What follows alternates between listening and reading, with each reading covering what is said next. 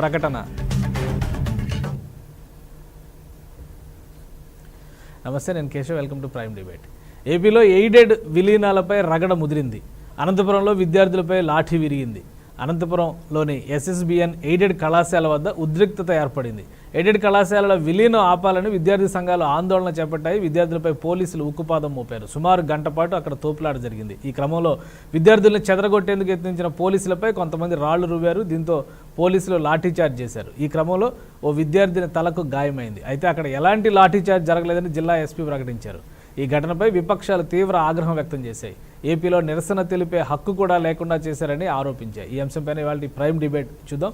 ఈరోజు డిబేట్లో పార్టిసిపేట్ చేస్తున్నారు వైసీపీ నేత నారాయణ రెడ్డి గారు, అలానే బీజేపీ నాయకులు ఆంజనేయ రెడ్డి గారు, జనసేన పార్టీ నేత శాంతి ప్రసాద్ గారు, టీడీపీ నేత విద్యాసాగర్ గారు, మరికొంతమంది కూడా మనతో లైవ్లో జాయిన్ అవుతారు. ముందుగా ఆంజనేయ రెడ్డి గారితో మాట్లాడదాం. ఆంజనేయ రెడ్డి గారు, అనంతపురంలో జరిగినటువంటి సంఘటన ఏంటి? ఎందుకు ఉద్రిక్తంగా మారాల్సినటువంటి పరిస్థితి ఉంది? పోలీసులు ఎలాంటి లాఠీ చార్జ్ జరగలేదని క్లారిటీ ఇస్తున్నారు.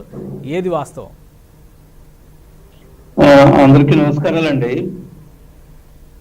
ఈ ప్రభుత్వం వచ్చిన తర్వాత చాలా అనాలోచిత నిర్ణయాలు, అసంబద్ధమైన నిర్ణయాలు, ఆచరణ యోగ్యంగా నిర్ణయాలు తీసుకుంటుందనే విషయం మన అందరికీ తెలుసు. అందులో భాగంగానే ఎయిడెడ్ పాఠశాలలు, కళాశాలలు వాటిని అన్నింటినీ కూడా ప్రభుత్వంలో కలిపేస్తారా, లేకుంటే స్టాఫ్నంతా ప్రభుత్వానికి ఇచ్చేస్తారా, లేకుంటే పూర్తిగా మీరే దానికి కావలసిన ఖర్చులన్నీ కూడా భరించి నడుపుకుంటారని కొత్తగా ఈ రాష్ట్ర ప్రభుత్వం ఒక నిర్ణయం తీసుకొని ముందుకెళ్తుంది. దాని విషయంలో ఇప్పటికే రాష్ట్రంలో పిల్లలు, తల్లిదండ్రులు, అదేవిధంగా ఎయిడెడ్ స్కూల్ యాజమాన్యము చాలా ఆందోళన వ్యక్తం చేయడం జరిగింది. రాష్ట్ర ప్రభుత్వం కొంతమందిని బెదిరించి వాళ్ళ ఆమోదయోగ్య పత్రం కూడా తీసుకున్న సంఘటనలు మనం చూసాం. మళ్ళా ఇప్పుడు రాష్ట్ర ప్రభుత్వం కొత్తగా మీరు కావాలంటే వెనక్కి తీసుకోవచ్చు, మేమేం ఒత్తిడి చేయడం లేదు, బెదిరించడం లేదని రాష్ట్ర ప్రభుత్వం కొత్త వాదనలు వినిపిస్తూ ఉంది. అంతకుముందు మనం విశాఖపట్నంలో చూసాం ఎయిడెడ్ పాఠశాల పిల్లలు తల్లిదండ్రులు గొడవ. తూర్పుగోదావరి, పశ్చిమ గోదావరి జిల్లాలో కూడా మనం గొడవలు చూసాం. ఈరోజు మనం రాయలసీమలో కూడా ఈ గొడవలు చూస్తున్నాం. ఎయిడెడ్ పాఠశాల విషయంలో స్వతంత్రం వచ్చిన తర్వాత ప్రభుత్వం విద్య విషయంలో మొత్తం ప్రభుత్వమే భరించడం కష్టం కాబట్టి కొంతమంది వదాన్యులు, కొంతమంది ధనవంతులు, సమాజం పట్ల బాధ్యతగా ఆలోచించే కొంతమంది వ్యక్తులు ఒక కమిటీలుగా ఏర్పడి ప్రభుత్వ సహాయం తీసుకుని సొంత స్థలాలు, సొంత భూములు ఇచ్చి ప్రభుత్వ సహాయం కొంత మేరకు తీసుకొని కొన్ని రోజులు వాళ్ళు సొంతంగా నడుపుతారు. తర్వాత ప్రభుత్వం గుర్తించి ఆ పరిస్థితులన్నీ పరిశీలించి అర్హతలు వాటన్నిటి కూడా అర్హతలను గుర్తించి ప్రభుత్వం నుంచి ఎయిడ్ రావడం ఇస్తూ వచ్చారు. కానీ ఈరోజు వాటిని మూసేయడం ద్వారా పేద పిల్లలకు చాలా అన్యాయం జరగడమే కాదు, భవిష్యత్తులో ఈ యొక్క చదువులో ఈరోజు ఎయిడెడ్ పాఠశాలకి నిధులు నిలిపేశారనుకోండి, ఎయిడ్ నిలిపేశారనుకోండి, ఆ టీచర్లకి లేదా స్టాఫ్ నడవడానికి లేదా స్కూల్లో మౌలిక వస్తువులు ఏర్పాటు చేయడానికి ఎవరు భరించాలా? పూర్తిగా పిల్లల మీద భరించాలి. పిల్లలంటే పిల్లల తల్లిదండ్రులు భరించాల్సి వస్తుంది ప్రభుత్వం యొక్క ఎయిడ్ ఆపేసినప్పుడు. కాబట్టి ఈ ఆందోళన ఉన్నప్పుడు ఈరోజు మనం రాయలసీమలో ఈ పరిస్థితిని చూస్తున్నాం. గతంలో కూడా మనం కొన్ని ప్రాంతాల్లో ఎయిడెడ్ పాఠశాల పిల్లల తల్లిదండ్రులు గొడవ చేసినప్పుడు పోలీసు అడ్డుకోవడము, వాళ్ళు నెట్టేయడం కూడా చూసాం. ఈరోజు అదే జరిగింది. అక్కడ పిల్లల మీద లాఠీ చార్జ్, తల్లిదండ్రుల మీద లాఠీ చార్జ్, స్టూడెంట్స్ మీద లాఠీ చార్జ్ చేస్తున్న విషయం మనం చూస్తున్నాము. కాబట్టి ఈ ప్రభుత్వం చేస్తున్న అనాలోచిత చర్యలకు ప్రజలు గడవెత్తితే, విద్యార్థుల తల్లిదండ్రులు గడవెత్తితే వాళ్ళ మీద దాడి చేయడము, వాళ్ళని పోలీస్ చేత నెట్టించేయడము, పోలీస్ చేత లాఠీ చార్జ్ చేయడం మనం లైవ్ లో కూడా చూసాం, కూడా సంఘటనలు కూడా అనేక చూసాం. కానీ ఈరోజు రాష్ట్ర ప్రభుత్వం పోలీసు ఏమి లాఠీ చార్జ్ చేయలేదు, ఎటువంటి గొడవలు లేవు, అంతా ప్రశాంతంగా ఉందని బహిరంగంగా అబద్ధాలు చెప్పడం అనేది ప్రభుత్వానికి ఆనవాయితీగా మారింది. కాబట్టి ఈ ప్రభుత్వం తీసుకున్న అనాలోచిత నిర్ణయాలన్నింటినీ కూడా తిరిగి తీసుకోవాలా. ఈ ఎయిడెడ్ పాఠశాల విషయంలో ఎన్టీ రామారావు గారు ఉన్నప్పటి నుంచే 1984-85 నుంచే వాటికి రిక్రూట్మెంట్ ఆపేశారు. ఎయిడెడ్ పాఠశాలకు అనుమతి ఇవ్వలేదు. కాబట్టి ఎయిడెడ్ పాఠశాల చాలా దగ్గర ఇబ్బందులు ఎదుర్కొన్నారు. స్టాఫ్ లేక, టీచర్స్ లేక, బోధన సిబ్బంది లేక ఇబ్బందులు ఎదుర్కొంటున్నారు. ఈ రోజు ఈ ప్రభుత్వం వచ్చిన తర్వాత పరిస్థితులు మెరుగుపరచాలి. ఈ రోజు నాడు నేడు పేరుతోటి ప్రభుత్వ కళాశాల, ప్రభుత్వ స్కూల్స్ లో కూడా మనం మెరుగైన కొన్ని మౌలిక వస్తువులు కలగజేస్తున్నారు. చూసాం మనం, నేను కూడా స్వయంగా కొన్ని స్కూల్స్ కూడా చూశాను, అక్కడ వస్తువులు కలగజేశారు. అదే దృష్టితోటి ఎయిడెడ్ పాఠశాల విషయం ఎందుకు ఆలోచించడం లేదు? ఎయిడెడ్ పాఠశాల ఒక ఉన్నతమైన ఆశయంతో, ఒక ఉన్నతమైన ఉద్దేశంతో కొంతమంది వదాన్యులు, కొంతమంది దానం ఇచ్చారు, మంచి ఆలోచనతో చేశారు. వాటిని ఇంకా బలోపేతం చేయడం పక్కన పెట్టేసి ఎయిడెడ్ కి సంబంధించిన ఆస్తుల మీద, ఆ కళాశాల ఆస్తుల మీద అనేక వందల ఎకరాలు ఉన్నాయి, కోట్లాది వేల కోట్ల రూపాయల ఆస్తులు ఉన్నాయి. ఈ రోజు ఉదాహరణకి మా విఆర్ కాలేజీ 100 కోట్ల రూపాయలు, మాకున్న అంచనా ప్రకారం సుమారు 900 కోట్ల రూపాయలు విలువ చేసే భూములు వెంకటగిరి రాజా కళాశాలకు ఉన్నాయి. ఆ రోజు వెంకటగిరి రాజా గారు చాలా ముందు చూపుతోటి విఆర్ కళాశాల ఏర్పాటు చేయడం కోసం ఆయన చాలా ధనం ఇచ్చారు, స్థలం ఇచ్చారు. దాన్ని చాలా పెద్ద ఎత్తున ఈ కళాశాల నుంచే చాలా మంది ఐఏఎస్లు, ఐపీఎస్లు, మంత్రులు, ఎమ్మెల్యేలు, ఎంపీలు, భారత ఉపరాష్ట్రపతి కూడా ఇక్కడి నుంచి చదువుకున్న ఆయన విఆర్ కాలేజీ విద్యార్థి. కాబట్టి ఎంతో మంది వాళ్ళ భవిష్యత్తును తీర్చిదిద్దుకున్నారు. దేశానికి ఎంతో మంది సేవలు చేశారు ఈ కళాశాల ద్వారా. ఈ రోజు ఆ కళాశాల నిర్వీర్యం చేసేసి స్టాఫ్లంతా పక్కకు మార్చి వేరే ఎక్కడెక్కడికో ప్రాంతాలకు పంపించి దీన్ని ఏమన్నా భవిష్యత్తులో రియల్ ఎస్టేట్ వ్యాపారం చేయబోతున్నారనే అనుమానం కలుగుతుంది ప్రభుత్వం విషయంలో. కాబట్టి ప్రభుత్వం ఇటువంటి చర్యలు అనాలోచిత మానుకోవాలా. తల్లిదండ్రుల ఆందోళనలు, విద్యార్థుల ఆందోళనలు ప్రభుత్వం వెంటనే గమనంలోకి తీసుకోవాలని నేనే కాదు, రాష్ట్ర ప్రజలు, అదేవిధంగా అన్ని రాజకీయ పార్టీల వాళ్ళు డిమాండ్ చేస్తున్నారు. రైట్. శాంతిప్రసాద్ గారు, మీరు అనంతపురంలో జరిగినటువంటి సంఘటనలు, లాఠీచార్జీ లేదు, ఎలాంటి పరిస్థితుల్లో కూడా విద్యార్థులపై లాఠీచార్జ్ జరగలేదు అని ఎస్పీ ప్రకటన చేశారు. మరోవైపు నుంచి చూస్తే అక్కడ గందరగోళమైన పరిస్థితులు, కొన్ని దృశ్యాలు చూస్తే పిల్లలకు రాళ్ల దెబ్బలు తగిలినటువంటి పరిస్థితి కూడా ఉంది. అంటే ఏది వాస్తవం? ఎందుకు ప్రభుత్వం ఈ విషయంలో ఇంత మొండిగా ఉంది? గత దాదాపు నెల రోజులు అవుతుంది ఈ నిర్ణయం తీసుకుని, దీనిపైన ఆందోళన మాత్రం ఏదో ఒక రూపంలో కనిపిస్తూనే ఉన్నాయి. ఏ విధంగా చూడాలి ఈ సమస్యని? కేశవ్ గారు, మీకు ప్యానల్ ఉన్న పెద్దలకు చూసిన విషయం నమస్కారం. ఇది ఎట్లా ఉందంటే రాష్ట్ర ప్రభుత్వం తీరు నోటితో మాట్లాడుతూ నొసలతో విక్రిస్తుంది. ఒక పక్కన మేము బలవంతం చేయట్లేదు ఎయిడెడ్ విషయాల్లో, కాలేజీలు కానీ స్కూళ్ళ విషయాలు అంటుంది, కానీ అంతర్గతంగా బలవంతం చేస్తుంది. హైకోర్టుకు వచ్చేటప్పటికి వాళ్ళు వాలంటీర్కి ఇస్తే మేము వద్దంటామా అంటుంది. ఇది మీరు వస్తానంటే నేను వద్దంటాను అన్నట్టుగా. కానీ ఇక్కడ వాస్తవం ఏంటంటే, దుర్మార్గమైన విషయం ఏంటంటే విపరీతమైన ప్రెషర్ ఆ యాజమాన్యాల మీద పెట్టడం జరుగుతుంది. ఇప్పుడు ఏదైతే ఇప్పుడు మీకు మొదటగా ఎయిడెడ్ సంబంధించి మొదట ఉత్తరాంధ్ర ఉద్యమం మొదలైంది, తర్వాత కోస్తా జిల్లాలకు పాకింది, ఇప్పుడు రాయలసీమ జిల్లాలో అనంతపురం జిల్లా వరకు వెళ్ళింది. అది అంటే అటు మొదలు పెట్టుకుంటే ఇచ్చాపురం నుంచి తడ వరకు ఉన్న ఆంధ్రాలో మొత్తం ఈ ఏడేడు సంబంధించిన ఉద్యమం రగులుతుంది విద్యార్థుల మధ్య. ఇప్పుడు ఇవాళ జరిగింది Shri Saibaba national degree college Anantapuram.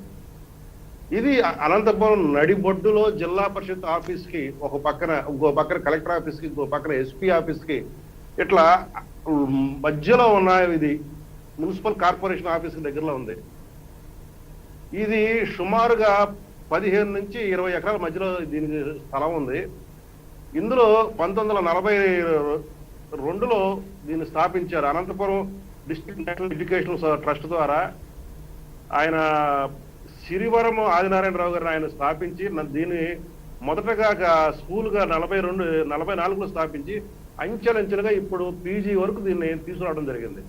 ఇందులో ఎయిడెడ్ ఉంది, అన్ఎయిడెడ్ ఎడ్యుకేషన్ కూడా ఉంది డిగ్రీ కోర్సెస్ లో. ఇప్పుడు ఘర్షణ జరుగుతుంది. డిగ్రీ కోర్సు సంబంధించిన బిఏ, బిఎస్సి, బీకామ్ ఎయిడెడ్ విద్యార్థులకు సంబంధించిన సమస్య ఇప్పుడు లేవనెత్తడం జరిగింది. అన్ఎయిడెడ్ కూడా కోర్సెస్ ఉన్నాయి, కానీ వాళ్ళు దీని గురించి ఎటువంటి చేయట్లేదు. ఇవాళ ఏం జరిగిందంటే మేనేజ్మెంట్కి వీళ్ళకి మధ్య గత కొంత రోజులుగా జరుగుతున్న ఘర్షణలో ఇవాళ హఠాత్తుగా మేనేజ్మెంట్ ఏం చేసిందంటే గేటు తలుపులు మూసేసింది, ఎవరు విద్యార్థులు లోపల రాకుండా. దాంతో విద్యార్థులందరూ అక్కడ రోడ్ల మీద పోగేయటం వాళ్ళతో ఎవరు ఫోన్ చేశారో తెలియదు, కానీ పోలీసులు వచ్చారు. మీరు చూస్తున్నారు అక్కడ వీడియోలో కూడా మీ స్క్రీన్ మీద కనబడుతున్నాయి. మామూలు పోలీసులతో పాటు రిజర్వ్ పోలీసులు కూడా అక్కడ కనపడుతున్నారు. అసలు రిజర్వ్ పోలీసులు ఎందుకు వచ్చారు అక్కడికి? అక్కడ లా అండ్ ఆర్డర్ సమస్యలు తలెత్తిందా? విద్యార్థులు ఏమైనా చేశారా? వాళ్ళు ఏం చేస్తున్నారు? ఒక రాయి పడింది అంటున్నారు పోలీసుల మీద. పోలీసుల మీద రాయి విద్యార్థులు వేశారా, లేకపోతే ఎవరైనా యాంటీ సోషల్ ఎలిమెంట్ దూరం చేశారా కావాలని? ఇది కూడా విచారణ జరగాల. వాళ్ళు అడుగుతుంది ఏంటి, మా ఫీజులు ఎవరు కడతారు? మీరు మేనేజ్మెంట్ కానీ లేకపోతే ఇప్పుడు ఎవరైతే పోలీసు వచ్చారో వాళ్ళు దాడి చేసి వాళ్ళు కడతారంటే మాకు అభ్యంతరం మేము చదువుకుంటామని చెబుతున్నారు. ఇక్కడ ఘర్షణల్లా ఎవరు ఫీజులు కట్టారు వాళ్ళ చదువు కోసం, వాళ్ళ చదువులు మధ్యంతరంలోనే అర్ధాంతరంగా ఆగిపోయే పరిస్థితులు వచ్చినాయి. తల్లిదండ్రులకు ఆర్థికంగా పెనుభారం పడే పరిస్థితి వచ్చింది. మీ అమ్మ ఒడి ఈ నాన్న బుడ్డిలు మాకు వద్దు, మా విద్య మేము చదువుకోవడానికి మాకు అనుకూలంగా ఉండండి, ఏడు దాన్ని మీరు ప్రభుత్వ పరం చేయొద్దు అన్నారు. సుమారుగా దీని ఆస్తి విలువ 600 కోట్ల రూపాయలు. ఇక్కడ వాస్తవమైన విషయం అది. ఇది మేనేజ్మెంట్కి ఉన్న భూమి విలువ సుమారు అంటే ఎకరం అక్కడ 30 కోట్లు లూజ్ చేస్తుందంట. నేను ఇప్పుడే కనుక్కున్నాను, అనంతపురం వాళ్ళకి ఫోన్ చేస్తే ఎకరం తక్కువ 30 కోట్లు లూజ్ చేస్తుందండి, మాక్సిమం 50 కోట్ల దాకా కూడా వెళ్తుంది అన్నారు. మీరు దాన్ని బట్టి ఇక మీరు అర్థం చేసుకోండి. ఇది 9వ తారీఖు సెప్టెంబర్ 2021 గవర్నమెంట్ హ్యాండ్ ఓవర్ చేశారు ఎయిడెడ్ది. అక్కడ నుంచి ఇది రగులుతూ వస్తుంది. అసలు పసిపిల్లల మీద, మైనారిటీ కూడా చేరిన పిల్లల మీద మీరు ఏ రకంగా మీరు దాడులు చేస్తారండి? రైట్. మొత్తం వ్యవహారం కాలేజీ విద్యార్థులు అంటే పోనీ 19-20 సంవత్సరాల మధ్యలో ఉంటారు. అసలు ఆడపిల్లల మీద మీరు చేసి మీరు లాఠీ చార్జ్ చేయనప్పుడు ఆడపిల్ల తలకాయ ఎట్లా పగిలింది? పైగా 3 విద్యార్థులనేమో 2 టౌన్లోనూ 6 విద్యార్థులని 3rd టౌన్ పోలీస్ స్టేషన్ పెట్టాల్సిన అవసరం ఏంటి మీకు? మీరు ఎందుకు తీసుకున్నారు పోలీసులు వాళ్ళ పోలీస్ స్టేషన్ విద్యార్థుల్ని? వాళ్ళు ఏమైనా యాంటీ సోషల్ ఎలిమెంట్సా, లేకపోతే టెర్రరిస్టులా? దాడి చేయడానికి వచ్చారా, దొమ్మి చేయడానికి వచ్చారా? వాళ్ళు చదువుకోవడానికి వచ్చారు. అందరూ కూడా మీరు చూడండి, గమనించండి, వాళ్ళు యూనిఫామ్ లో ఉన్నారు విద్యార్థులందరూ. ఇది రాష్ట్ర ప్రభుత్వం చేసిన దమనకాండలో ఇది ఒక అంకం. రాష్ట్రం రగులుతుంది అంటానికి అటు ఉత్తరాంధ్ర నుంచి ఇటు అనంతపురం వరకు కూడాను, అటు శ్రీకాకుళం నుంచి అనంతపురం వరకు రాష్ట్రం ఎయిడెడ్ కాలేజీ విషయాలతో రగులుతుంది అంటానికి ఇది ఒక మత్తు తునక. వాళ్ళు నాకు తెలిసి జాతీయ మానవ హక్కుల సంఘానికి కూడా వెళ్ళాలని నిర్ణయించుకోవడం తెలుస్తుంది. ఏది ఆ విద్యార్థులు ఈ యొక్క సంఘటన మీద. మా జనసేన నాయకులు వెళ్లి గట్టిగా నిలదీస్తే తప్ప పోలీస్ స్టేషన్ నిర్బంధించిన విద్యార్థులు బయటకు వదలలేదు. అప్పుడు దాకా అసలు ఎందుకు వాళ్ళ స్టేషన్ ఉంచాల్సిన అవసరం ఏంటి? కేవలం దీని వెనకాల ఒక రియల్ ఎస్టేట్ వ్యాపారం అనే కోణం మాత్రమే ఉందంటే ప్రభుత్వం చెబుతున్నటువంటి వాదన ప్రకారం నిర్వహణ భారంగా ఉంటుంది కాబట్టి 600 కోట్లు సార్, భూముల విలువ మినిమం తక్కువ 600 కోట్లు. ఇక మీరు ఆలోచన చేసుకోండి. అనంతపురం నడిబొడ్డున ఉన్నది. ఇది ఒక ట్రస్ట్ ద్వారా నడపబడుతుంది. Anantapuram district national education trust. దీని పేరు షిరిడి సాయి, ఉత్తమమైన పేరు. రైట్. ఆంజనేయుడు గారు మీరు ఏమంటారు? ఎయిడెడ్ విద్యా సంస్థలకు సంబంధించి ప్రభుత్వం ఒకే మాట మీద ఉంది, చాలా క్లియర్గా చెప్తుంది. ఎట్టి పరిస్థితుల్లో కూడా నిర్వహణ ద్వారా అంటే ముఖ్యంగా ఆ ఎయిడెడ్ విద్యా సంస్థల్లో పనిచేసినటువంటి ఉపాధ్యాయులు కానీ లెక్చరర్లు కానీ వీళ్ళందరినీ కూడా ప్రభుత్వ వ్యవస్థలోకి తీసుకురావడం ద్వారా ప్రభుత్వ వ్యవస్థలన్నీ కూడా బలోపేతం అవుతాయి. దీనికోసమే ఈ నిర్ణయం అనేటువంటి వాదన తీసుకొస్తుంది. రియల్ ఎస్టేట్ వ్యాపారం అనేటువంటి కోణం ఇందులో ఎక్కడ ఉంది? కేవలం భూముల్ని స్వాధీనం చేసుకోవడం కోసం ప్రభుత్వం ఈ కుట్ర చేస్తుందనే వాదన ఎంతవరకు నమ్మొచ్చు? ఎందుకు అనుమానం వస్తుందంటే ఈ ప్రభుత్వం రాష్ట్రంలో ఉండే ప్రభుత్వానికి సంబంధించిన స్థలాలు ఎవరో గతంలో మంచి మనస్తోటి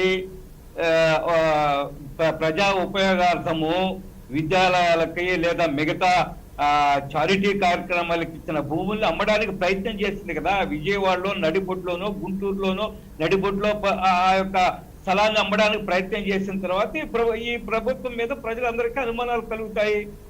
రెండవది, ఈ లిక్కర్కి సంబంధించి లిక్కర్ ఆదాయాన్ని బ్యాంకుల్లో కొలెటరల్ గా చూపించి రాబోయే 15-20 సంవత్సరాల్లో వరకు ఎంత ఆదాయం వస్తుందో దాన్ని బట్టి వీళ్ళు మనం ఈ ప్రభుత్వం అప్పులు తీసుకొచ్చిన సంఘటన మనకి ఈ రాష్ట్రంలో ఉంది.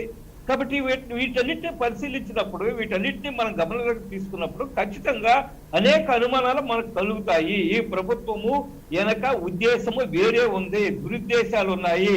విద్యా వ్యవస్థను బలోపేతం చేయడం బదులు బలహీనపరిచి ఫైనల్ గా ప్రభుత్వం మీద ఆధారపడేటట్టుగా చేసుకొని ఆస్తుల విషయంలో కన్నేసిందనేది ఈ రోజు సర్వత్రా రాష్ట్ర ప్రజల అనుమానం ఉంది. కాబట్టి అనుమానం నివృత్తి చేయాలంటే ఏం చేయాలా? ఎయిడెడ్ పాఠశాల బలోపేతం చేయాలా? రాష్ట్ర ప్రభుత్వం ఇంకా ఎయిడ్ ఎక్కువగా ఇచ్చేదానికి ప్రయత్నం చేయాలా? అక్కడ ఉండే ఖాళీలు ఏవైతే ఉన్నాయో teaching and non teaching staff ఖాళీలను భర్తీ చేసుకోవడానికి ఆ యాజమాన్యాలకు అనుమతి ఇవ్వాలా, ట్రస్టులకు అనుమతి ఇవ్వాలా? ఇచ్చినప్పుడు మేమేదో ఎటువంటి అనుమానం ఉండదు.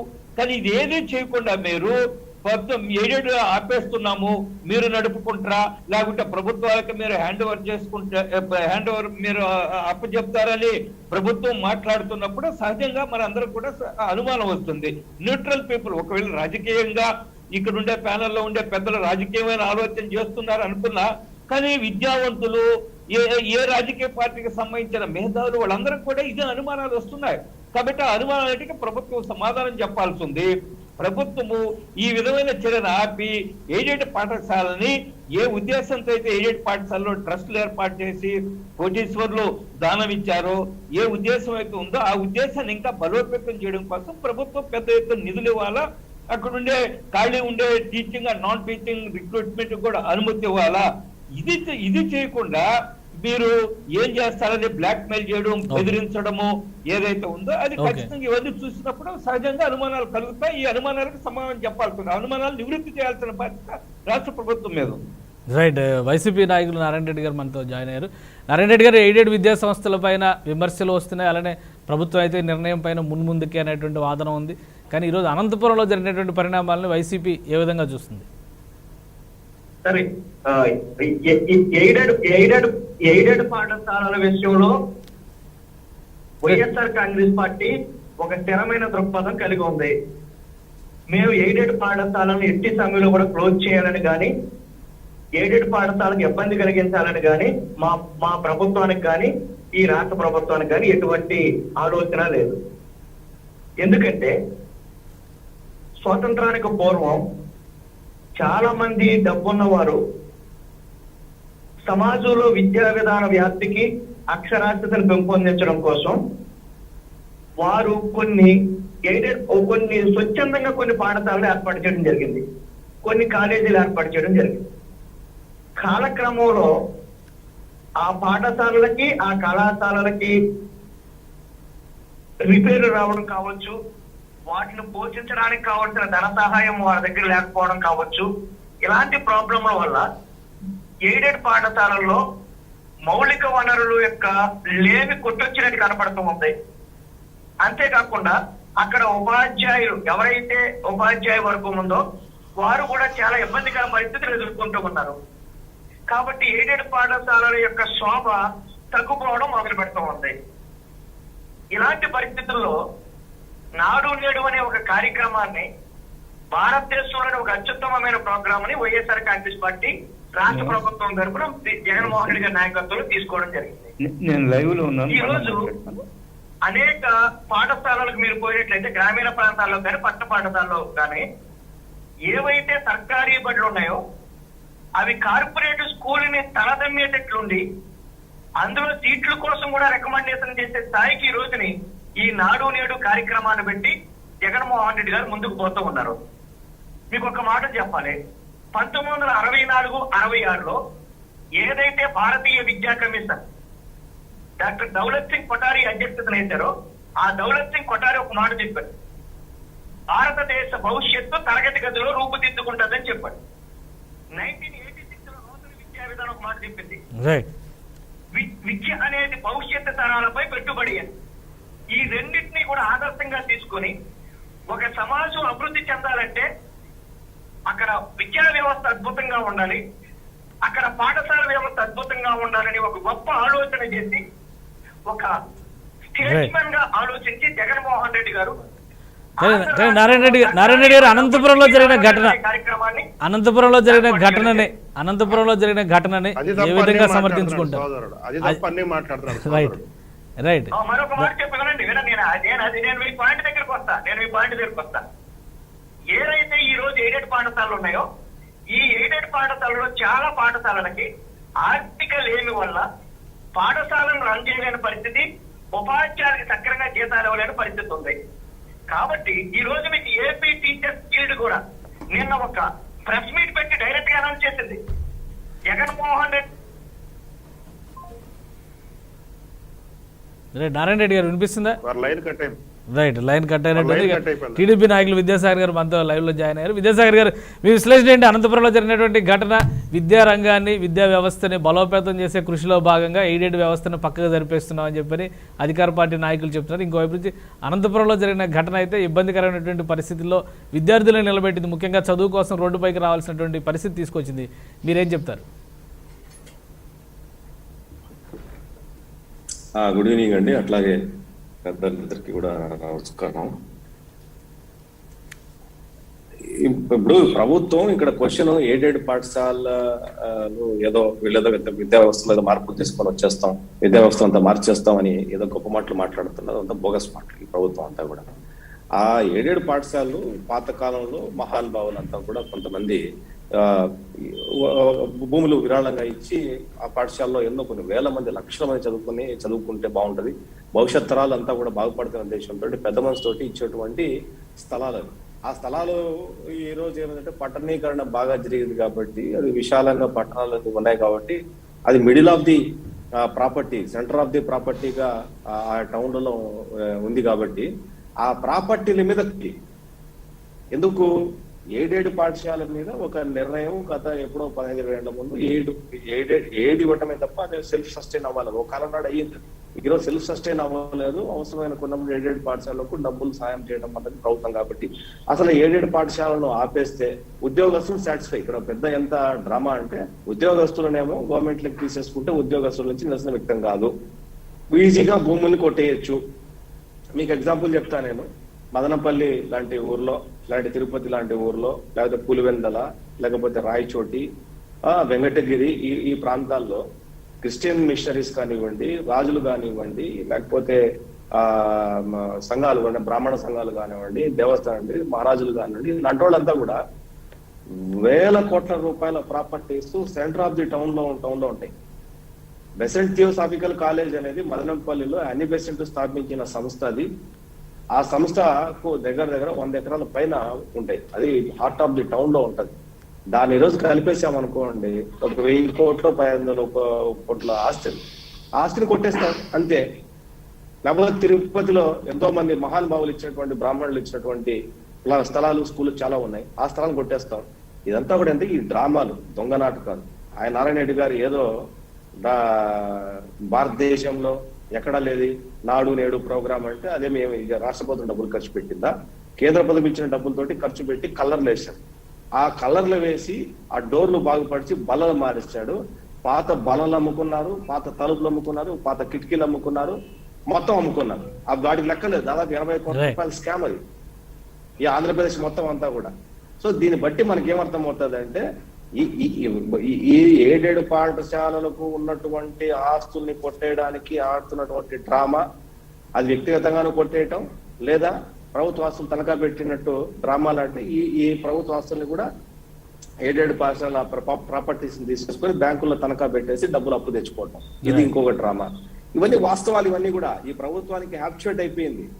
దీని మీద తరతరాలుగా భూములు, ఎంతో మంది మహానుభావులు నాకు తెలిసినంతవరకు దేశంలో, ఈ ఒక ఆంధ్రప్రదేశ్ లో కాదు, దేశంలో చాలా క్రిస్టియన్ మిషనరీస్ కానివ్వండి, రాజులు కానివ్వండి, మహారాజులు కానివ్వండి, వీళ్ళంతా కూడా ఆ సేవా దృక్పథంతో మహానుభావులు ఇచ్చినటువంటి ప్రాపర్టీస్ ఎక్కడ వెళ్ళిపోతాయో, ఇది సేవా దృక్పథంతో ఇచ్చినటువంటి ప్రాపర్టీస్ సేవ కోసం ఉపయోగపడాలా, చదువు కోసం ఉపయోగపడాలా, అక్కడ విద్యార్థులు కొన్ని వందల మంది, వేల మంది, లక్షల మంది చదువుకొని దేశానికి సర్వీస్ చేశారు.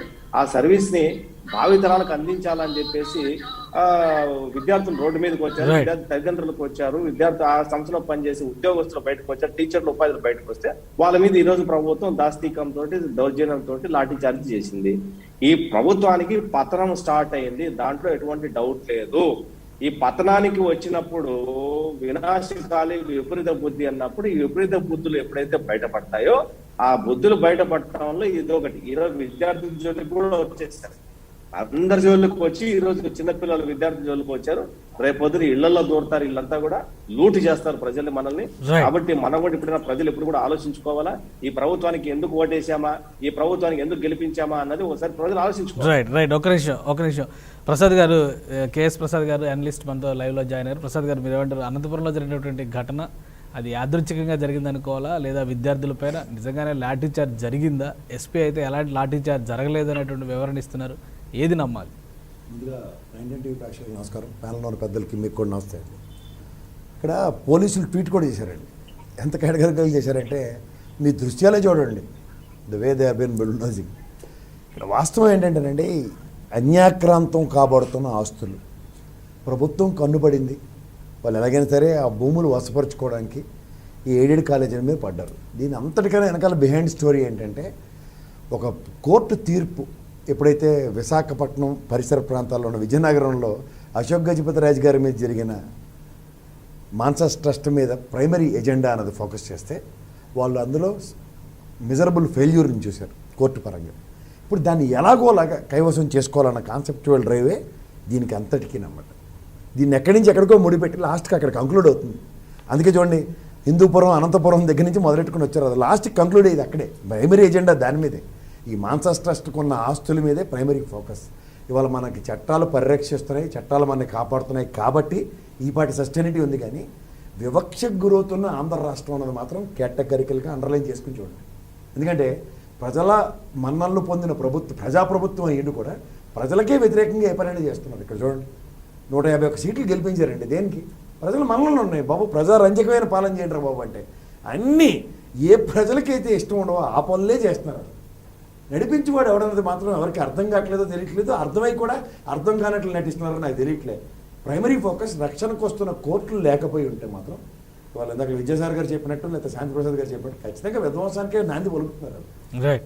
సాధారణంగా ఏం చేస్తారంటే ప్రెజర్తో బుల్డోస్ చేస్తూ మనందరినీ కబంధ హస్తాల్లో పెట్టుకుని పనిచేద్దాం అనుకున్న దాంట్లో నియంత్రణ అనేది జరగడం పని అండి. రైట్. నారాయణ రెడ్డి గారు మనతో ఫోన్ లైన్లోకి వచ్చారు. నారాయణ రెడ్డి గారు ఏమంటారు? మాన్సాస్ ట్రస్ట్ టార్గెట్లో భాగంగానే ఎయిడెడ్ విలీనాలని మొత్తం రాష్ట్ర వ్యాప్తంగా చేపట్టిందా ప్రభుత్వం?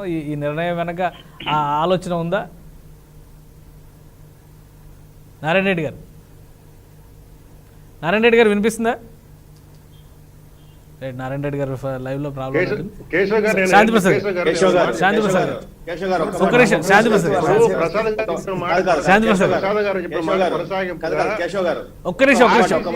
విద్యాసాగర్ గారు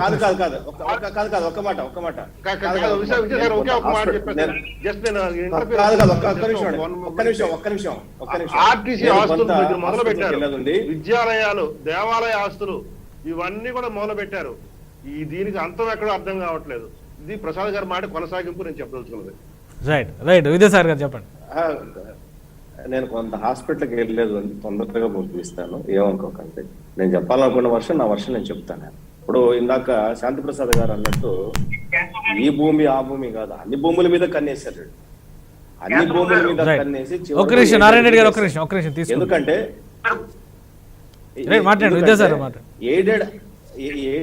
ఏడేడు భూములు అయితే ఏడేడు భూములు దానికి దిక్కు దిమానం ఉండదు. ఎందుకంటే ఆల్రెడీ అవి క్షీణించుకుపోయాయి. వాటికి ఏడు లేక అందులో పనిచేసే ఉద్యోగులు తక్కువ జీతాలు ఎప్పుడో 3 నెలలకు 6 నెలలకు వస్తే పనిచేస్తున్నారు. రెండోది విద్యార్థులు అక్కడ రాను తగ్గిపోతున్నారు. నీకు ఏడేడు మీద ఇంకోటి అన్నిటికంటే విచిత్రం ఏంటంటే, ఎప్పుడు దేవుడి గురించి మాట్లాడి భగవంతుడి దయ ఉంటే అని మాట్లాడతాడు కదా. ఇందులో 7 పాఠశాలలు ఎక్కువ క్రిస్టియన్ చారిటీస్ నుంచి వచ్చినవే, వాళ్ళు పెట్టినవే, వాళ్ళు వచ్చి సేవ చేసిందే. దాని తర్వాత రాజులు, దాని తర్వాత హిందూ ధార్మిక సంస్థలు. రాజులు చేసిన దాంట్లో ఇందాక మన్సాఫ్ ట్రస్ట్ ఏదైతే ఉందో అది రాజు కొన్ని వేల ఎకరాలు ఇక్కడి నుంచి వాళ్ళకి కోయంబత్తూరు వరకు మొత్తం స్థలాలు వాళ్ళవే. వాళ్ళు స్థలాలు ఆక్రమించారని చెప్పేసి వాళ్ళ మీద కేసులు పెట్టారనేటువంటి ధన చరిత్ర. వాళ్లే దానస్తులు, వాళ్లే పెద్ద మనుషులు, వాళ్ళదే రాజ్యం. ఒకప్పుడు రాజ్యాన్ని స్థాపించిన వాళ్ళు ప్రజలకు భూదానం చేస్తే వాళ్ళ మీద కేసులు పెట్టుకున్నారు. ఇదంతా ఏంటంటే కలర్లు వేసారు, ఈ కలర్లు వేసారు, ఈ కలర్లు వేసారు, ఇదంతా ఈ డ్రామా ఏంటంటే మొత్తం అంతా కూడా ఎక్కడ ఉన్న భూములైనా సరే మేమేది దేనికి అనర్హం కాదు. అది దేవాలయాలదా, మనుషులదా, శ్మశానాల, ప్రైవేట్ ప్రాపర్టీసా, 22 years ఉండేటివా, ఇంకో నారాయణ రెడ్డి గారు ఒపీనియన్ తీసుకుందాం. ఒక నిమిషం విద్యాసాగర్ గారు, ఏ భూమైనా సరే మేము తీసుకుంటాం, ఆక్రమించుకుంటాం. నారాయణ రెడ్డి గారు మాట్లాడండి. నారాయణ రెడ్డి గారు ఫైనల్ ఎజెండా అదేనా? మాన్సాస్ ట్రస్ట్ నుంచి అనేక ట్రస్టుల కింద ఉన్నటువంటి భూముల్ని తీసుకోవడం కోసమే ఈ ఎయిడెడ్ సంస్థల విలీనం అనే అంశాన్ని ప్రభుత్వం టేకప్ చేసిందా? ఒకటే మానవ రాష్ట్ర భూముల్లో సింహాచలం భూములది ఇలాంటి భూములన్నింటినీ కూడా ఎవరు కబ్జా చేసిందో రాష్ట్రం అంతా తెలుసు. మేము భూములు కబ్జా చేయడానికి రాలేదు.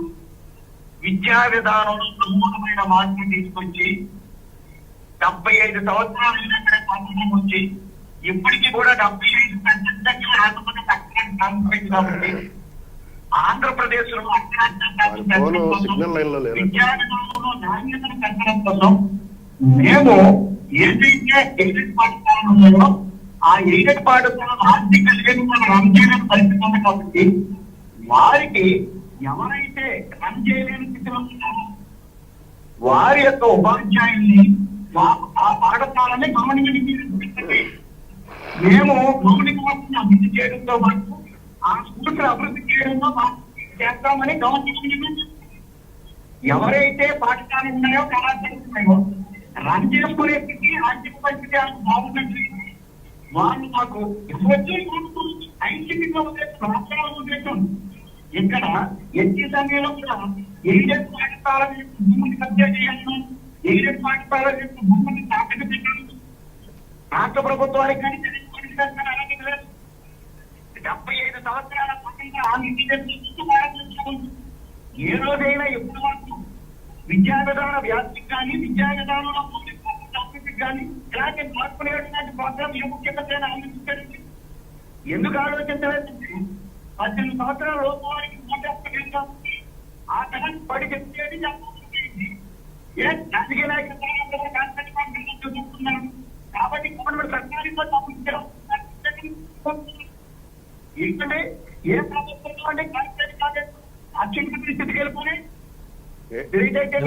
నారాయణ రెడ్డి గారు ఏం మాట్లాడతాం మాకైతే రైట్ ఒక నిమిషం నారాయణ రెడ్డి గారు మీ ఆడియో బాగా బ్రేక్ అవుతుంది. నారాయణ రెడ్డి గారు రోజుకోవాల్సిన పరిస్థితి రాష్ట్ర ప్రభుత్వానికి మీ రాష్ట్ర ప్రభుత్వం 2019లో అధికారంలో వచ్చి దగ్గర నుంచి ప్రతి సంవత్సరం 4 ఏళ్ళ కార్యక్రమాన్ని పెట్టి ప్రతి పాఠశాల మౌలిక వసతులు అభివృద్ధి చేస్తాం. ఈ రోజు భారతదేశంలో రైట్ ఒక నిమిషం నారాయణ రెడ్డి గారు మీ ఆడియో బాగా డిస్టర్బెన్స్ వస్తుంది. అయితే ఈరోజు అనంతపురంలో జరిగినటువంటి ఘటన పైన మీ అభిప్రాయం చెప్పండి సార్. అనంతపురంలో జరిగిన ఘటనలో ఎటువంటి లాంటి గవర్నమెంట్ లేదు. గవర్నమెంట్ ఎట్టే సమయంలో అక్కడ పాఠశాల కానీ కళాశాలను స్వాధీనపరచుకోవాలనే వెహికల్ యాప్ మాడమనండి. ఎప్పుడు ట్రావెలింగ్ లో ఉంటారు ఇల్లు. అక్కడ మరి వెహికల్ యాప్ మాడండి. రైట్ సిగ్నల్ ప్రాబ్లం అంటారు. రైట్ నారాయణ రెడ్డి గారు ఒక నిమిషం.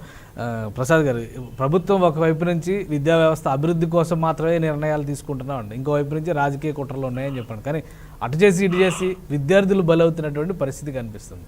దీనికి సమాధానం కానీ సంజాయిషి కానీ ఎవరిస్తారండి? ప్రభుత్వం ఇవ్వాలి. వాళ్ళు ఇవ్వకుండా సంజాయిషి ఇవ్వకుండా వాళ్ళే చిచ్చు పెడుతూ వాళ్ళే అలకల్లో చేస్తూ సమాధానం ఎవరు చెప్పాలంటే మీరు నేను డిబేట్లో చేసుకోవాలి. కూర్చొని సమాధానం చెప్పవలసిన వాళ్ళే సమాధానం చెప్పకుండా ప్రాబ్లం సృష్టిస్తే మీరు నేను డిబేట్లో పెట్టుకుంటాం.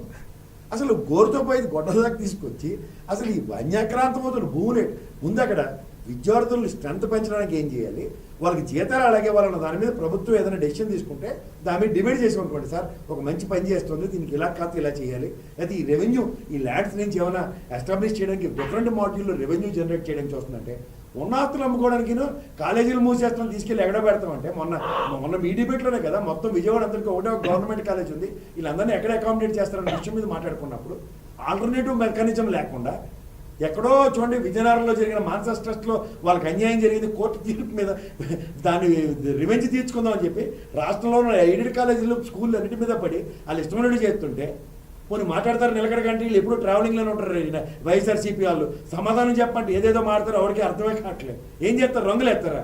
పుచ్చకాలు ఉంటారు బాబు, చదువుకుంటూ ఉంటారు, రంగులు ఎత్తాం బ్యాగులు ఎత్తాం. చదువు చెప్పి వాడు మాట్లాడలేడు. అక్కడ బ్యాగ్ ఉంటేనండి పలకుంటేనండి. మనం చదువుకోలేదు చిన్నప్పుడు మున్సిపల్ స్కూల్లో జడ్పీ స్కూల్లోనే ప్రసాద్ గారు అడిగారు, శాంతి ప్రసాద్ గారు, మా ఆంజనేయ రెడ్డి గారు, నేను జడ్పీ స్కూల్లో చదువుకున్నామే. మాకు తెలియదట్లు లేవా? ఇది ఇంగ్లీష్ మీడియం ఇప్పుడు దానికి కావాల్సి వచ్చిందా? ఆయన అడ్వకేట్ ఒత్తిడి చేయట్లేదా? ఆయన పనులు ఆయన చేయట్లేదా? ఇది వచ్చి ఇంగ్లీష్ మీడియం నేర్పేస్తే మాకు ఇంగ్లీష్ వచ్చిందా? ఏం సార్ ఏమైనా అర్థం ఉందా? ఇంగ్లీష్ మీడియం వల్ల ఏమైనా ఉందా? కనీసం భౌగోళిక స్థితిగతులు తెలియట్లే, రోడ్డుకి ఎడం పక్కన కనీసం ఇంగిత జ్ఞానం కూడా ఎవరికి రావట్లే. ఏం నేర్పుతారు చదువులు?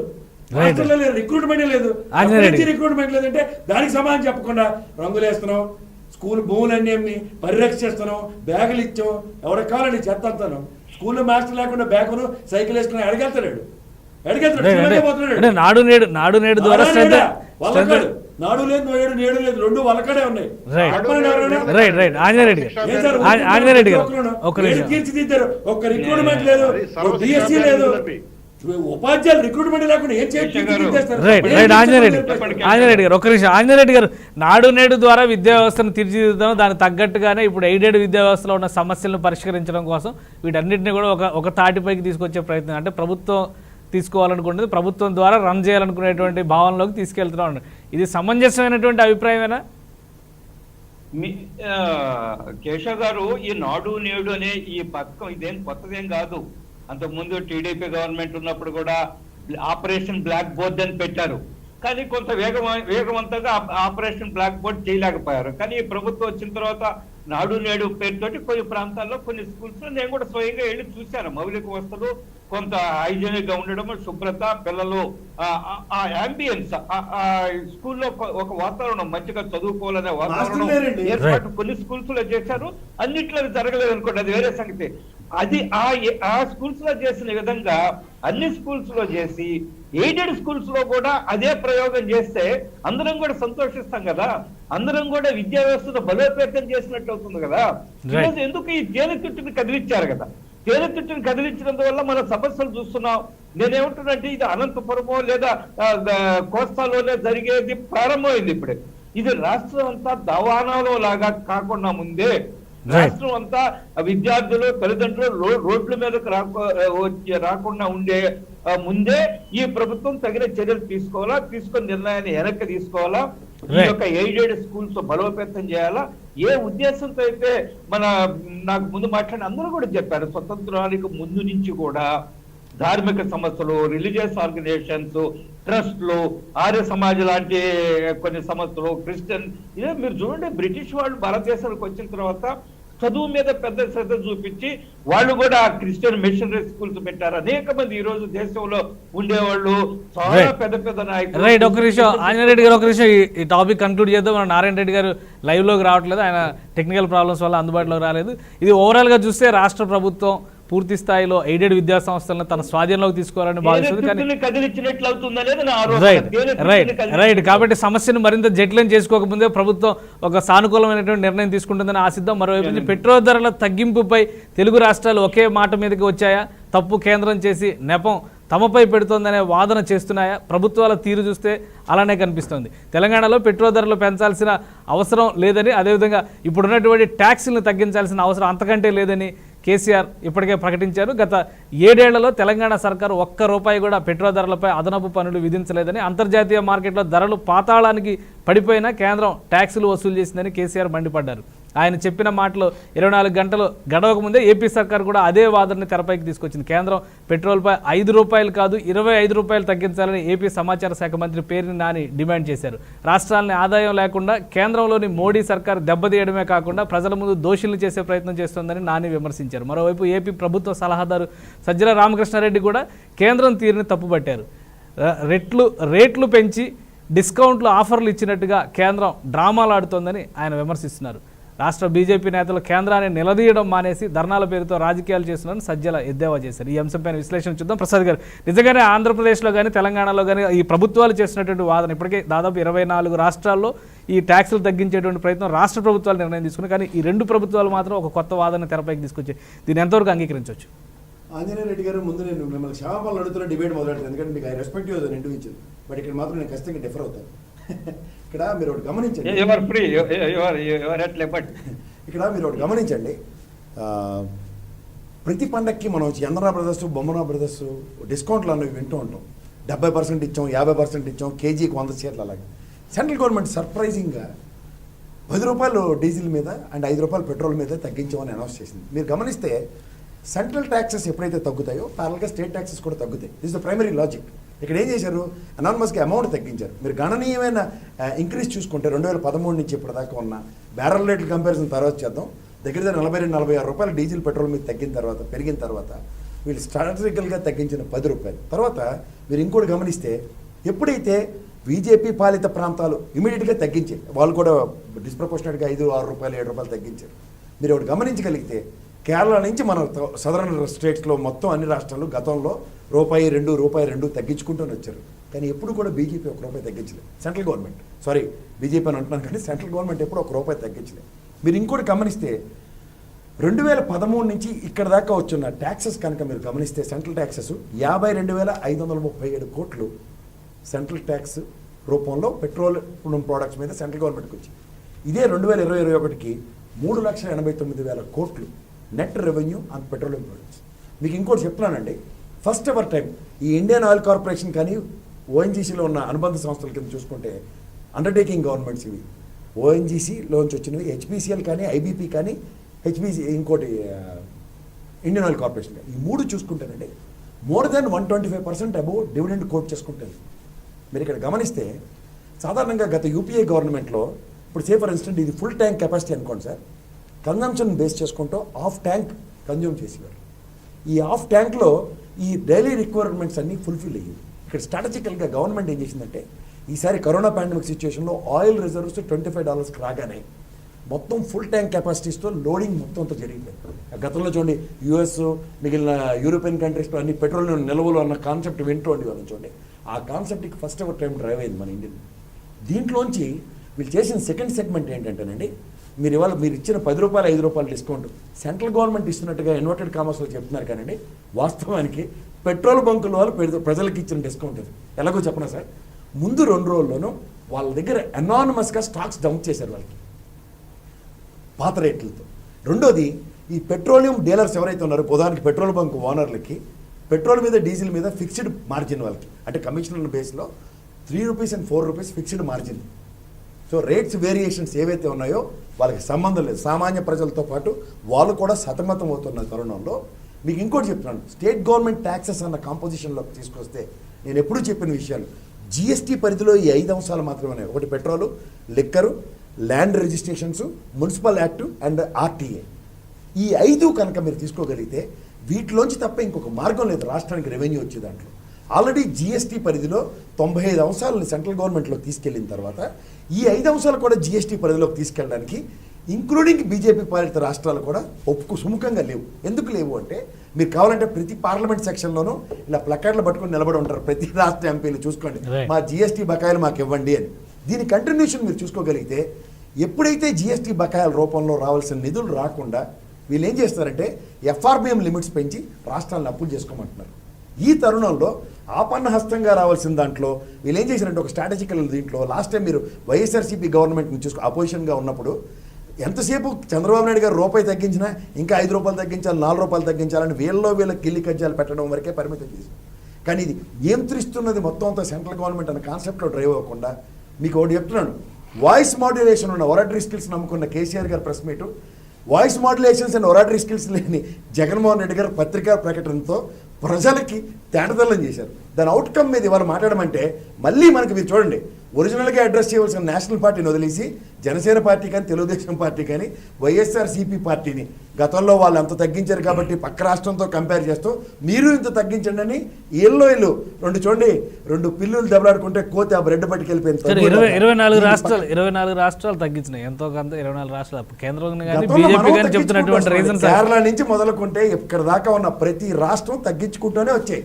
అప్పుడు రాని కేంద్ర ప్రభుత్వం ఇప్పుడు తగ్గించగానే ఈ ₹10, ₹5 మళ్ళీ చెప్తున్నాను, పండగ డిస్కౌంట్లు చంద్రబాబు బ్రదర్స్ అనౌన్స్ చేసినట్టు డిస్కౌంట్ రూపంలో అనౌన్స్ చేశారు. కానీ వాస్తవానికి ఇది సెంట్రల్ ఎక్సైజ్ డ్యూటీలో కనుక తగ్గించుంటే ఖచ్చితంగా స్టేట్ ట్యాక్స్ తగ్గింది. ఈ పరిగణనలో మాట్లాడమనండి, నేను ఖచ్చితంగా దానికి చేస్తాను. అయితే రాష్ట్ర ముఖ్యమంత్రులు ఇచ్చిన దానికి నేను ఖచ్చితంగా వాళ్ళకి అగ్రీ. శాంతిప్రసాద్ గారు, తెలుగు రాష్ట్రాల వాదన నిజంగానే సమంజసంగానే ఉందా, సమర్థించే విధంగానే ఉందా, మీ అభిప్రాయం ఏంటి? నేను ప్రసాద్ గారు చెప్పిన ఒక మాటతో నేను ఏకీభవిస్తాను. ఎక్సైజ్ డ్యూటీల్లో గన అటు సెంట్రల్ గారు ఇక్కడ తగ్గిస్తే ఆటోమేటిక్ గా ఇక్కడ కూడా లోకల్ గా దాని ప్రపోర్షన్ ఇక్కడ తగ్గిపోతుంది ఆటోమేటిక్ గా. అవునండి, తగ్గించకపోతే అప్పుడు రాష్ట్ర ప్రభుత్వాలు తప్పిపోతుంది. అయితే ఇక్కడ వాడు ఇచ్చిన ప్రకటనలో కేవలం 19,470 కోట్లు మాత్రమే పెంచారు రాష్ట్రాలకు అని చెప్తూ 3,30,000 కోట్ల రూపాయలు వసూలు అయితే అని చెప్పారు. ఏది మన రాష్ట్ర ప్రభుత్వం, దానికి జీవన్ నరసింహారావు గారు ఇవాళ ఒక ట్వీట్ కూడా చేసి దాని సంవత్సరాల వారీగా గణాంకాలు ఇచ్చుకుంటూ ఆయన ట్వీట్ చేయడం జరిగింది. Year by year last 5 years లో ఎంతెంత ఆదాయం సెంటర్కి వచ్చింది, ఎంత ఆదాయం స్టేట్స్కి పంచింది, ఆయన వివరణాత్మకంగా పార్లమెంటులో ఇచ్చిన సమాధానాన్ని దానికి జతపరుస్తూ ఇచ్చారు ఆయన. అది మీరు చూసినట్టయితే మరి నిజంగానే అది 2016-17లోనేమో 1,89,000 కోట్ల చిల్లర, 17-18 2,06,6 కోట్ల చిల్లర, 18-19లో 2,27,000 కోట్ల చిల్లర, 2019-20లో 2,21,000 కోట్ల చిల్లర, 20-21లో 2,17,000 కోట్ల చిల్లర రాష్ట్ర ప్రభుత్వాలకి కాంట్రిబ్యూషన్ గా ఎక్స్ట్రా నుంచి అంటే సెంట్రల్ పూల్ నుంచి ఇచ్చినట్టు కనపడుతుంది. మరి వీరేమో 19,000 చిల్లర మాత్రమే ఇచ్చారు, 475 కోట్లు అని చెప్తున్నారు. ఇందులో ఏది వాస్తవం తేలాలంటే ఇక్కడ రాష్ట్ర ప్రభుత్వం కానీ అక్కడ కేంద్ర ప్రభుత్వం కానీ శ్వేతపత్రం దీని మీద రిలీజ్ చేయాలి. అది నా మొదటి ప్రతిపాదన. రెండోది ఏంటంటే ఈ ప్రభుత్వాన్ని, అంటే నేను కొద్ది ప్రసాద్ గారితో డిఫర్ అవుతాను, ఏమనుకోవద్దు. ఎందుకంటే చంద్రబాబు నాయుడు 4 రూపాయలు సెస్ అమరావతి మీద వేసాడు రాజధాని నిర్మాణం కోసం, లీటర్ పెట్రోల్ లీటర్ డీజిల్ మీద అన్నారు కదా. మీరు ఇప్పుడు రాజధానే కడతలేదు కదా, మీకెందుకు మరి ఆ సెస్? ఆ రోజు అసెంబ్లీలో బాధుడే బాధుడు, రోడ్ల మీద తిరిగి బాధుడే బాధుడు అన్నారు. అసెంబ్లీలో నిండు అసెంబ్లీలో మీరేం మాట్లాడారు? చంద్రబాబు నాయుడు వాస్తవాలను దాచడానికి ప్రయత్నం చేస్తున్నాడు, పెట్రోల్ మీద వచ్చే ఆదాయం కోసము దాని ధరలు తగ్గించకుండా చూస్తున్నాడు, 31% పెట్రోల్ మీద 22.5% డీజిల్ మీద పన్నులు వేసి అదనంగా ప్లస్ 4 రూపాయలు వసూలు చేస్తున్నాడు. మేము అధికారంలోకి వస్తే వాటిని తగ్గిస్తామని చెప్పాడు. ఇప్పుడు మేము అడుగుతుంది కూడా 31%, ఆ 22.5%లో మీరు ఎంతవరకు తగ్గించగలరో తగ్గించండి. పోనీ అది తగ్గించలేరు, మీకు ఆదాయం లేదు, మీరు నవరత్నాలతో మా నవరత్నాలు పొట్టాలనుకున్నారు కాబట్టి ఓకే, అది వదిలేద్దాం. ఇక రెండోది వస్తే ఆ 4 రూపాయలు అమరావతి కడతలేదుగా, ఆ 4 రూపాయలు తగ్గించండి. ఇప్పుడు రాజధాని లేదు కదా, రాజధాని లేదు. ఇప్పుడు మనకు హైదరాబాదే రాజధాని. ఇప్పుడు 2024 వరకు మీరు అట్టగా రాజధాని కట్టరు, మీ వల్ల కాదు. హైకోర్టులో పెండింగ్ ఉన్నంత వరకు మీరు చేయలేరు. రాజధాని నిర్మాణం పేరుతో వసూలు చేయడం తప్పు. ఇప్పుడు రోడ్ల మరామతులకంటూ మొన్న సంవత్సరం నుంచి మీరు 9/20/20 నుంచి మొదలు పెట్టారు. ఈ రోజు ఒక్క రోడ్డు మరామతు చేయలేదు. మరి అది కూడా ఆపేసేయండి. అంటే టోటల్గా 5 రూపాయలు రిలాక్సేషన్ ఇవ్వండి మీరు. అక్కడ కేంద్ర ప్రభుత్వం 5 రూపాయలు ఇచ్చిన పెట్రోల్, మీరు కూడా 5 రూపాయలు ఇవ్వండి. మీ కాంట్రిబ్యూటరీ దీని కింద ప్రజలు కొద్దిలో రిలీఫ్ పొందుతారు కదా. మధ్యతరగతి ప్రజల మీద మీరు వేస్తుంది భారం అంతా. మధ్యతరగతి ప్రజలు కొద్దిగా ఇదవుతారు, ధరలు కూడా తగ్గుతాయి కదా, నిత్యావసరాల ధరలు. ఇది కాస్కేడింగ్ ఎఫెక్ట్ ఉండదన్న సంగతి మీకు తెలియదా? వీటి మీద ధరలు పెరిగితే, ముఖ్యంగా డీజిల్ మీద పెరిగితే కాస్కేడింగ్ ఎఫెక్ట్ పడుతుంది, తెలియదా మీకు? నిత్యావసరాల మీద, గృహావసరాల మీదను, ప్లస్ మధ్యతరగతి మనిషి జీతం మీద మీకు లేదా? మీ తండ్రి గారు ఆనాడు 25 రూపాయలు సిలిండర్కి ఇచ్చారు, కేంద్రం 50 రూపాయలు పెంచినా 25 రూపాయలు తగ్గించాడు, స్పాట్ లో తగ్గించాడు. మరి రాజన రాజ్యం అన్నారుగా, మరి ఆ రాజన రాజ్యంలో ఇది లేదా? ఎంతసేపు బాధుడు అంటారు కదా, మరి మీరు కూడా అదే చేస్తున్నారా? అంటే మీరు ఏం చేస్తున్నారు? మీరు చెప్పే శ్రీరంగ నీతులు ఇక మేము తర్వాత మాట నేను చెప్పదలుచుకోలేదు. ఆంజనేయ రెడ్డి గారు ఒక తండ్రి పాకెట్ మనీ ఇచ్చిన తర్వాత దాన్ని ఫిక్స్డ్ చేసేసారు. ఈ సెస్ అన్నదే పాకెట్ మనీతో సమానం, దానికి ఒక లెక్క జమ ఏముండదు. ఈ రెండు అతీతం కాదు కేంద్ర రాష్ట్ర ప్రభుత్వాలు. వాళ్ళ ఎడ్యుకేషన్ చెస్ట్లో ఏవో వివిధ రూపాల్లో ఒక ఆర్థిక ఆర్జన్ని సంపాదించడానికి ఒక వెసులుబాటు కల్పించబడ్డాయి ఈ సెస్ అన్న దాంట్లో. దానికి ఇవాళ దాకా ఈవెన్ కాక పరిధిలోకి కూడా రావట్లేదు. ఆంజనేయ రెడ్డి గారు, తెలుగు రాష్ట్రాల వాదనని మీరు అంగీకరిస్తారా? బీజేపీ నాయకులు అనవసరంగా, ముఖ్యంగా ఏపీలో అనవసరంగా ధర్నాలు చేస్తున్నారు అనేటువంటి విమర్శన సజ్జల రామకృష్ణారెడ్డి గారు చాలా స్పష్టంగా చెప్పారు. నాకు అర్థం కాంటి ఏమిటంటే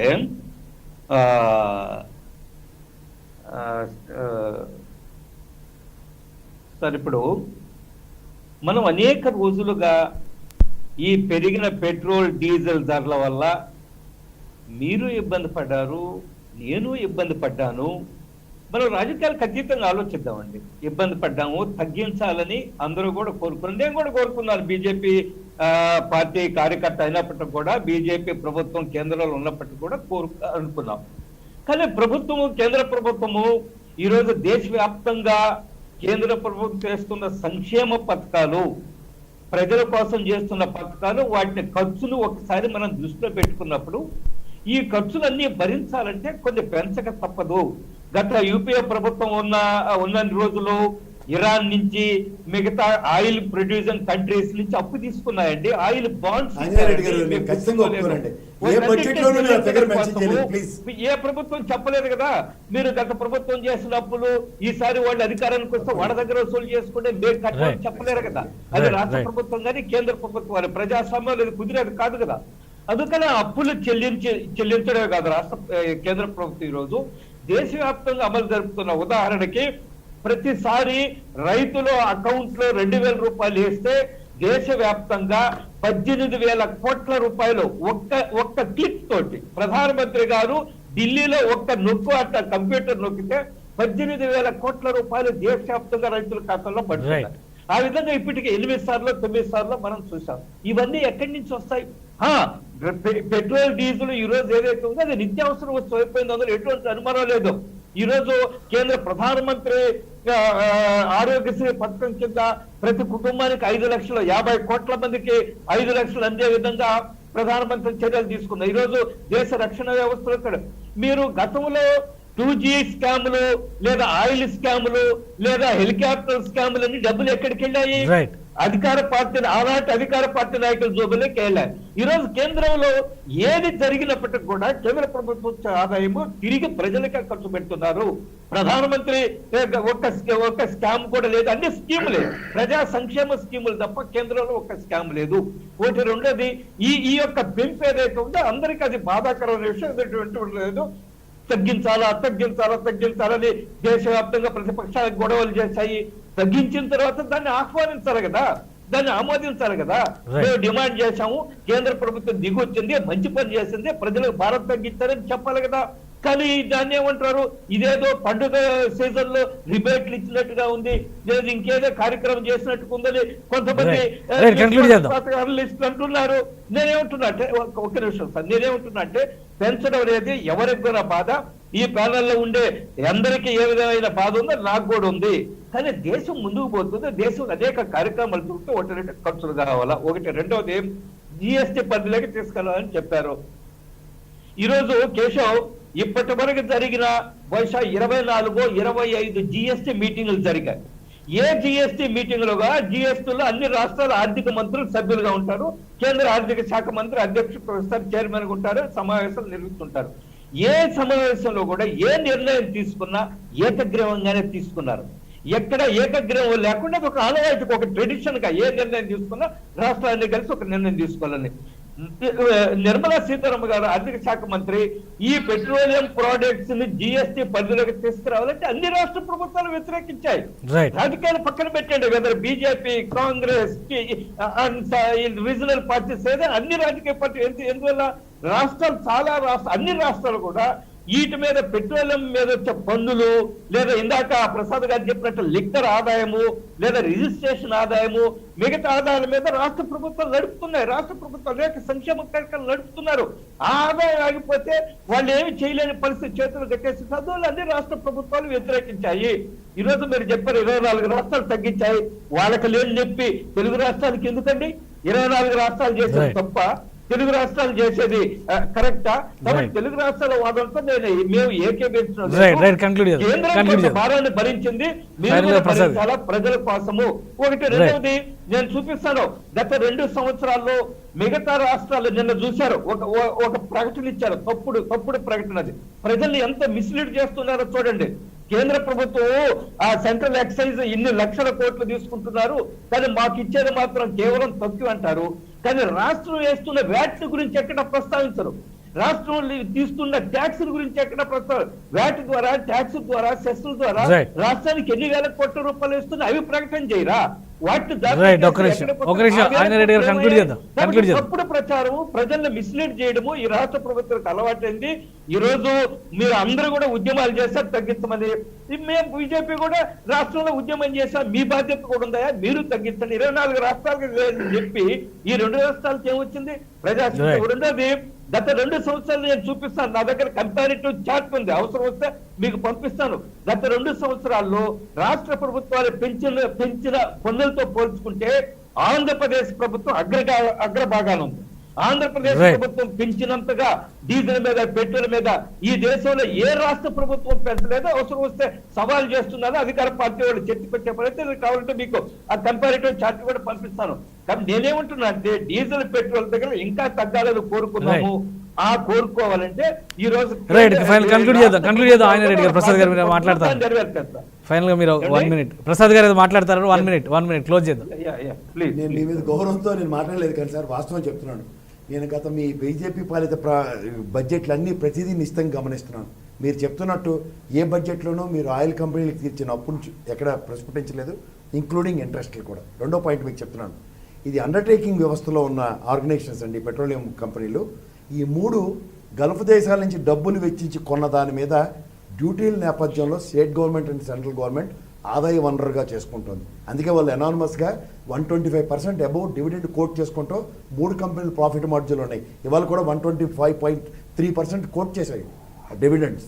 సో దీని అర్థం ఏంటంటే సార్, ఇక్కడ ఏ విధమైన కార్యకలాపాల్లోనూ ఒక ఆదాయ వనరుగా చూస్తున్న స్టేట్ సెంట్రల్ గవర్నమెంట్ల వలన ఈ రాష్ట్ర ప్రజలకి, దేశ ప్రజలకి తీవ్ర అనిశ్చితి ఎదుర్కొంటుంది. ఎందుకంటే ఈ జీఎస్టీ పరిధిలో లేని అంశంగా ఉన్న కారణంగా వీళ్ళు దీని మీద నియంత్రణ లేకుండా ఇష్టం వస్తున్న సెస్సులు, మీకు ఉదాహరణకు నేను చెప్తున్నాను సార్, సెంట్రల్ గవర్నమెంట్ కానీ స్టేట్ గవర్నమెంట్ కానీ ఇస్తున్న సెస్సులకి ఏ కాగ్ ఆడిట్ పరిధిలోకి రాని కారణంగా అది ఒక ఆదాయ వనరురై దానికి ఈ రోజుకి కూడా అతిగతి అన్నది లేకుండా ఇష్టం వచ్చినట్టు దుర్వినియోగపరచబడుతున్నాయి. మీరు అన్నట్టు ఆ 2G స్కామ్ 4G స్కామ్ లేకపోవచ్చు, కానీ ఈ సెస్ మీద ఆడిట్ కనుక స్వచ్ఛందంగా శ్వేతపత్రం ఇస్తే మాత్రం రాష్ట్ర ప్రయోజనాలు, దేశ ప్రయోజనాలు పరిరక్షించిన వాళ్ళు అవుతారు.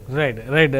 థ్యాంక్ యూ ప్రసాద్ గారు, థ్యాంక్ యూ శాంతి ప్రసాద్ గారు, ఆంజనేయ రెడ్డి గారు, అలానే నారాయణ రెడ్డి గారికి, విద్యాసాగర్ గారికి కూడా ధన్యవాదాలు.